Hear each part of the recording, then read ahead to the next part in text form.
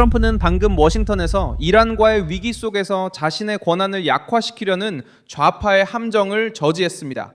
2026년 5월 22일 금요일 좌파는 전쟁 권한에 관한 투표를 미국 대통령에 대한 함정으로 바꾸려고 했습니다. 상원은 50대 47로 결의안을 통과시켰고 일부 흔들리는 공화당 의원들의 지지를 받았습니다. 그 전략은 단순했습니다. 하원이 공개적으로 트럼프에게 패배를 안기도록 만들고 공화당 내 분열을 드러내며 군사적 압박이 여전히 남아있는 상황에서 이란 정권의 분열된 정부의 이미지를 보여주려는 것이었습니다. 마이크 존슨은 본회의장이 이런 술수의 무대가 되기 전에 표결을 막았습니다. 그리고 바로 여기서 질문이 제기되어야 합니다. 좌파는 전쟁을 막으려던 걸까요? 아니면 전쟁으로 트럼프를 약화시키려던 걸까요? 좌파가 이 표결 뒤에 숨기려는 것은 무엇일까요?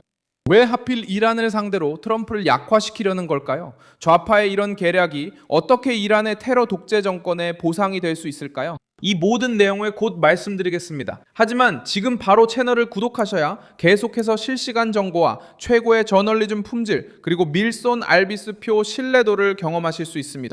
이 결의안은 하원 의원들이 메모리얼 데이 휴회로 워싱턴을 떠나기 직전에 하원에서 표결될 예정이었습니다. 이 결의안은 트럼프의 이란에 대한 군사행동을 제한하고 정부가 작전을 계속하려면 의회의 공식 승인을 받도록 강제하려는 것이었습니다.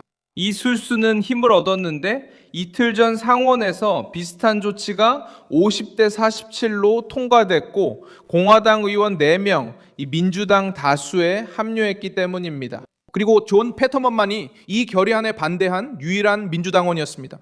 그때 진보 진영은 정치적 틈새를 발견했습니다. 이것은 단순히 헌법, 전쟁 또는 군사 승인에 대한 기술적인 논의만이 아니었습니다. 목표는 트럼프에게 공개적인 패배를 안기고 공화당 지지층의 균열을 보여주며 미국 대통령이 자신의 외교 정책에 대한 통제력을 잃고 있다는 전 세계적인 헤드라인을 만들어내는 것이었습니다. 바로 그때 마이크 존슨이 위기의 중심에 들어섰습니다. 하원 의장으로서 그는 표결을 의제에서 제외하고 결정을 6월로 미뤘습니다. 본회의장이 백악관을 약화시키는 무대로 이용되는 것을 막은 것입니다. 반 트럼프 언론은 이 결정을 후퇴라고 불렀습니다. 민주당은 이를 비겁함이라고 불렀지만 권력 게임을 이해하는 사람들에게는 해석이 더 직접적입니다. 존슨은 표결이 함정으로 사용되는 것을 보고 그 장치가 작동되기 전에 막았습니다. 표결은 맥락 없이 이루어지는 일이 아니었습니다. 그 표결은 이란과의 전쟁 한가운데서 이루어질 뻔했고 외부의 적들이 워싱턴의 모든 균열을 지켜보고 있었습니다. 강대국이 군사위기 한가운데서 분열을 보이면 그 신호는 의회 안에만 머무르지 않습니다. 그 신호는 국경을 넘어 테헤란까지 전달되고 이란 정권의 동맹 세력들을 고무시키며 미국의 다른 경쟁자들에게도 용기를 줍니다. 표 대결 자체가 매복의 규모를 보여줍니다. 하원은 이미 이전에도 전쟁 권한에 관한 조치들을 아슬아슬한 표 차이로 저지한 바 있습니다. 3월에는 그런 결의안 중 하나가 200표 차이로 부결됐습니다. 찬성 312표, 반대 219표였습니다. 즉 좌파는 몇 달 동안 이 의제를 밀어붙이려 했지만 트럼프의 노선을 무너뜨리지 못했습니다. 이제 불참과 내부 분열 그리고 당과 결별할 의향이 있는 몇몇 공화당원들 덕분에 민주당은 판세를 뒤집을 진짜 기회를 보게 됐습니다. 트럼프는 단순히 표결을 상대한 것이 아니라 이란의 군사, 핵무기, 지역 위협이 계속되는 상황에서 최고사령관의 손발을 묶으려는 시도와도 맞서고 있었습니다. 이란 정권은 이런 논쟁을 헌법 수업처럼 받아들이지 않습니다. 그들은 이것을 힘의 신호인지 약함의 신호인지로 해석합니다. 만약 하원이 그 시점에서 전쟁 수행에 반대하는 결의안을 통과시켰다면 대외적으로 전달되는 메시지는 매우 강력했을 것입니다. 미국 의회는 대립이 한창인 가운데 대통령의 권한을 빼앗으려고 하고 있습니다. 좌파는 이 사실을 알고 있습니다. 그래서 그들은 투표를 쇼로 만들기 위해 서둘렀습니다. 민주당 의원들은 본회의장에서 압박을 가하고 해명을 요구했으며 공화당 의원들이 도망가고 있다고 비난했습니다. 그리고 전쟁이 미국인들의 주머니 사정에 부담이 되고 있다고 거듭 강조했습니다. 비싼 휘발유, 비싼 식료품, 그리고 전쟁 비용에 대한 언급은 감정적인 호소로 작용합니다.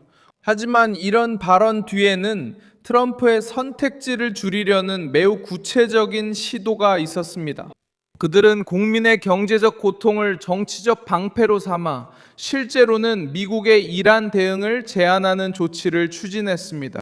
마이크 존슨은 그 표결이 미국 정부 자체를 공격하는 무기로 이용될 것임을 이해했기 때문에 그 안건을 보류했습니다.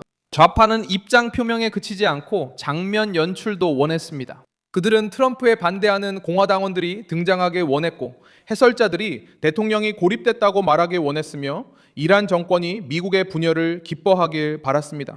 외교 정책에서 이런 종류의 이미지는 실제로 영향을 미칩니다. 그것은 협상, 군사적 압박, 적의 계산, 동맹국의 신뢰에 영향을 줍니다. 전쟁 권한 결의안은 미국이 언제 군사행동을 시작하고 유지하며 종료할지 결정하는 가장 민감한 지점을 건드리기 때문에 큰 의미가 있습니다.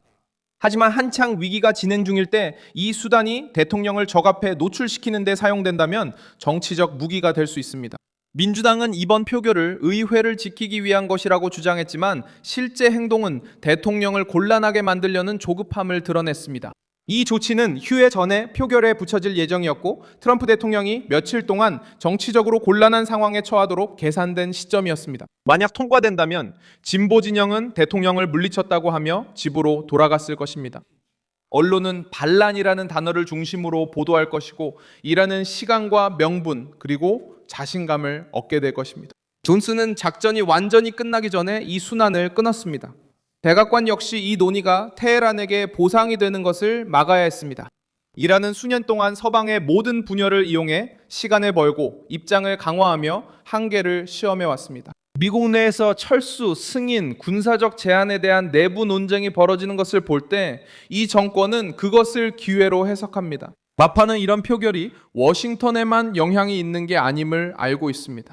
이것은 중동, 미국의 동맹국들 그리고 이란과 연계된 단체들에게도 영향을 미칠 것입니다. 이 사건은 또한 감시와 방해의 차이를 분명히 드러냅니다. 제대로 된 견제는 토론, 정보, 전략 그리고 책임감을 필요로 합니다. 정치적 방해는 국제적 위기를 이용합니다. 가장 긴장되고 힘든 순간을 선택하죠. 그리고 대통령을 굴욕시키기 위해 표결을 강요합니다. 다음 단계는 6월에 있을 예정입니다. 하원이 휴회에서 돌아오고 결의안이 다시 등장할 수 있을 때입니다. 좌파는 압박을 재개하려 하고 불만을 가진 공화당원들을 찾아내며 표결을 트럼프에 대한 충성심을 시험하는 장으로 만들려고 할 것입니다. 차이점은 이번에는 함정이 작동하기 전에 이미 드러났다는 것입니다. 트럼프는 이번 사건을 통해 동맹과 적수 모두에게 분명한 메시지를 남깁니다. 야당은 의회를 무대로 삼으려 할 수 있지만 백악관에는 여전히 미국의 안보가 위협받을 때 판을 지키려는 우군이 남아 있습니다. 워싱턴의 정치 전쟁이 계속됩니다. 하지만 좌파가 즉각적인 패배로 만들고 싶었던 그 표결은 경고로 바뀌었습니다. 이란을 상대로 대통령의 입지를 강화할 것인지 아니면 좌파에게 그들이 지금 만들려고 했던 장면을 넘겨줄 것인지 사이에서 선택해야 했습니다. 저는 밀손 알베스 국제정치 전문가입니다. 그리고 저의 목적은 매일 진실로 여러분께 정확한 정보를 전해드리는 것입니다. 뉴스 링크는 영상 설명란에 있습니다. 이 영상에 좋아요를 눌러주시고 채널을 구독해주세요. 그리고 마지막에는 댓글도 확인하셔서 밀손 알베스 커뮤니티와 더욱 활발하게 소통해보세요.